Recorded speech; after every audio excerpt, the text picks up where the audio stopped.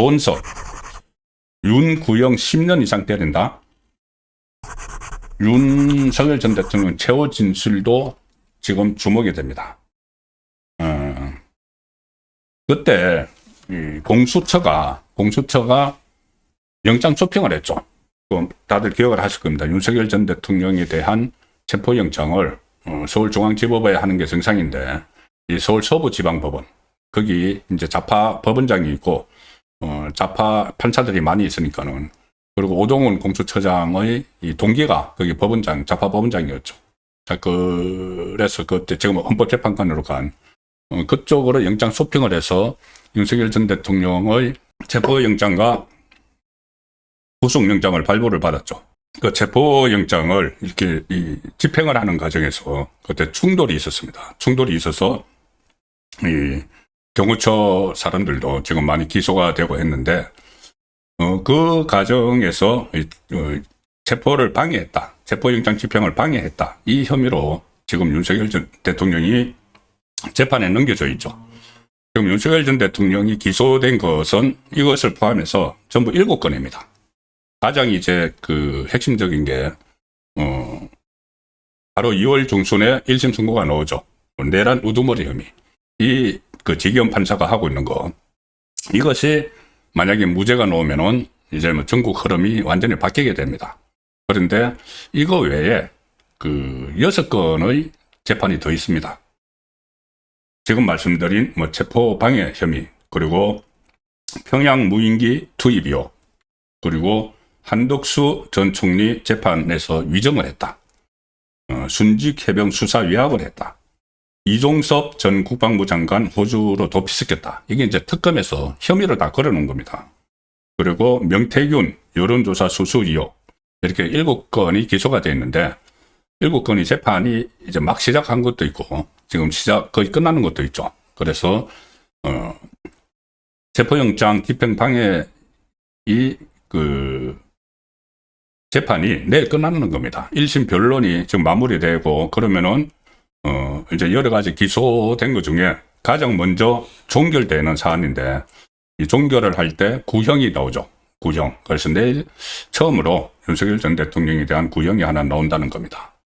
오전 10시 15분부터 이 재판이 있는데, 서울중앙지법 형사합의 35부입니다. 이 사건이 윤석열 전 대통령이 기소 사건 가운데 가장 먼저 결심이 이루어지는 거고, 이거 조은석 특검에서 기소를 했습니다. 그래서 조은석 특검이 이것은 이제 좌파들의 눈치를 봐서 아마 최대치 구형을 선고하지 않겠느냐는 분석이 지금 나오고 있습니다.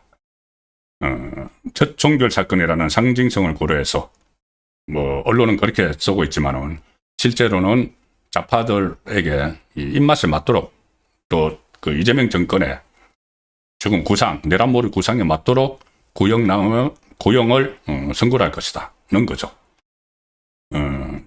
이 적용된 혐의가 내일 그 구형에 나오는 것이 특수 공무집행 방해, 허위 공문서 작성 행사, 직권 남용 권리 행사 방해, 공용 서류 손상, 이런 것들인데, 특수 공무집행 방해이기 때문에 특수자가 붙었으니까 형법상 공무집행 방해죄의 법정형을 2분의 1까지 가중을 하면은 최대 7년 6개월이 상한이다.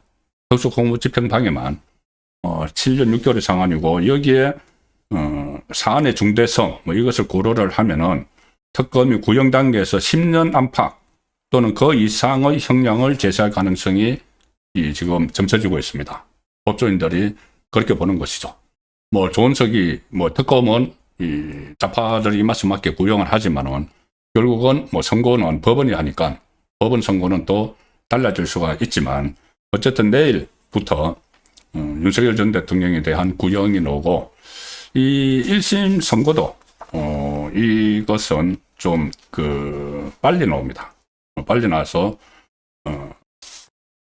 소위 그 지기현 판사가 하는 내란 사건 전에 1심 선고가 나오기 때문에 1심 선고에서 또 유죄가 될지 무죄가 될지 형량은 어떻게 될지도 계속 지켜봐야 되는데, 이제 좀 시작이 됐습니다. 윤석열 전 대통령에 대한 형량, 구형, 그리고 1심 선고가. 그래서 첫 스타트가 내일 끊어지기 때문에, 물론 내일 조은석 특검에서 구형은 최대로 치겠죠. 제대로 치지만 이것이 이제 법리적으로 다투어 나가야 되는 상황이 있습니다. 자, 윤석열 전 대통령은 내일 구형 선고가 나고 나면은 이 최후 진술, 최종 변론, 최후 진술 이렇게 하게 됩니다. 첫 최후 진술이 이제 나오겠죠, 윤석열 전 대통령이. 그러면 기억하시겠지만 공수처가 그때 그 수사권이 없는데, 내란 혐의에 대해서 수사권이 없는데 수사를 해서 체포영장을 영장 소평을 해서 서부지방법원 가서 발부받고 그 자체가 무효다.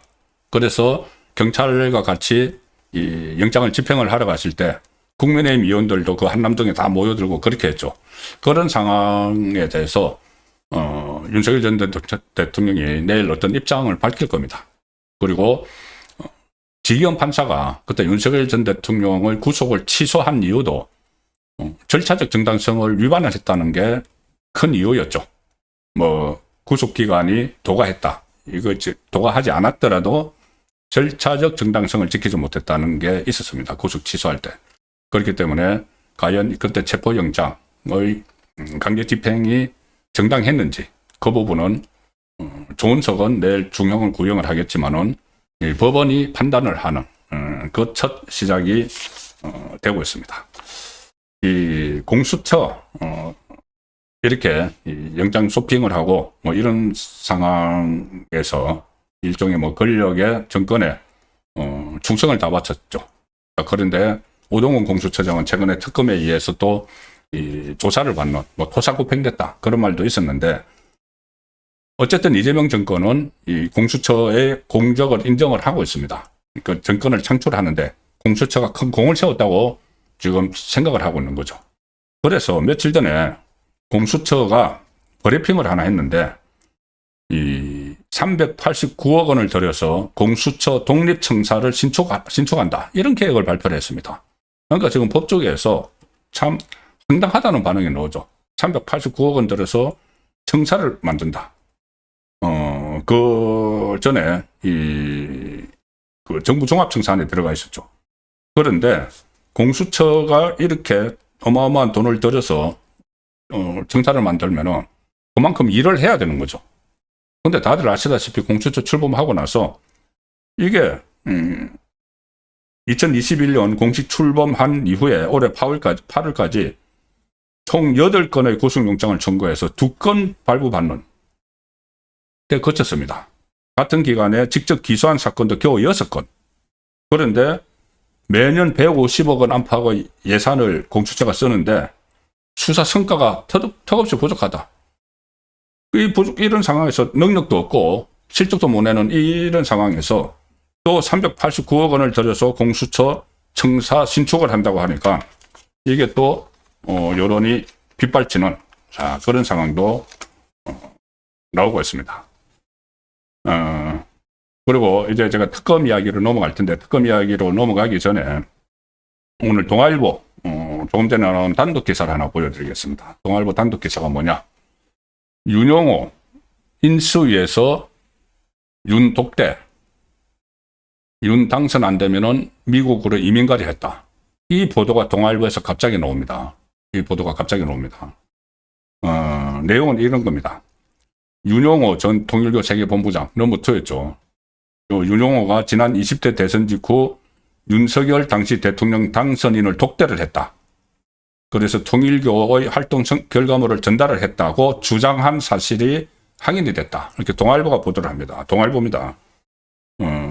그때 그 윤용호는 그 해당 대화에서 윤석열 당선인이 승리하지 못했다면 자신이 책임을 지고 미국으로 이민을 가려 했다는 취지의 발언을 해서 선거 결과에 사활을 걸었던 정황도 드러났다. 동아일보가 이렇게 씁니다. 동아일보가 입수한 녹취록에 따르면 그 윤용호는 2022년 3월 22일에 제가 윤석열 전 대통령을 독대했다. 이렇게 이야기를 하고, 우리가 통일교가 활동한 결과물을 모두 가지고 가서 독대했다. 이렇게 다른 통일교 이제 고위 관계자하고 이야기를 하는 게 녹음이 된 것이 지금 동아일보가 입수를 했다는 겁니다. 경찰에서 입수했겠죠. 경찰이 좀 수사를 하고 있으니까는. 종로구 통인동에 위치한 인수위 사청에서 당선인 신분이던 윤석열 전 대통령 독대했다고 주장을 하면서 윤석열 전 대통령을 치밀하게 무조건 만나야 하는 것이 저의 사명이었다. 그리고 윤석열 전 대통령이 한학자 총재와 고 문선명 전 총재의 나이를 묻기도 했다. 그러니까 내가 만났다는 것을 확실하게 강조하기 위해서 이런 대화가 오갔다. 나이도 묻더라. 이런 이야기를 한 거죠. 그리고 윤용호는 이렇게 이야기합니다. 윤석열 전 대통령 측근이라 할 수 있는 분과 점심을 했는데 대선일에 10% 앞선다고 했다. 대선일 그때 당시에. 그리고 이번이 안 되면은 이번 윤석열 전 대통령이죠. 안 되면 저는 이제 미국으로 이민을 가는 것으로 책임을 져야 한다. 이런 이야기를 막 했다는 겁니다. 그런데 이게 왜 갑자기 그 윤용호 인수에서 윤석열 독대 이런 그 보도가 나왔을까? 이게 윤용호 씨가 어떻게 과장을 했거나 이런 가능성도 있는 것이고 아직은 뭐 확인은 안 된 겁니다. 그런데 왜 이런 것이 또 동아일보에서 단독으로 보도를 했고 경찰이 그런 걸 또 흘렸을까? 이 시점에. 자, 그런 부분도 좀 주목을 해서 지금 특검의 흐름을 저는 그 경찰 수사의 흐름을 봐야 된다고 봅니다. 경찰이 굉장히 지금 어떻게 보면은 언론 플레이를 하고 있는 것 아니냐. 이 흘리기 같은 것을 통해서. 그리고 공교롭게도 어제 동아일보가 단독 보도를 하면서 이 문재인 정부 국정상황실장과 진지한 미팅이 있었다. 윤용호가 한학자에게 그렇게 보고했다는 내용 어제 제가 설명을 드렸죠. 그것도 동아일보입니다. 그래서 거기 국정상황실장 윤건영하고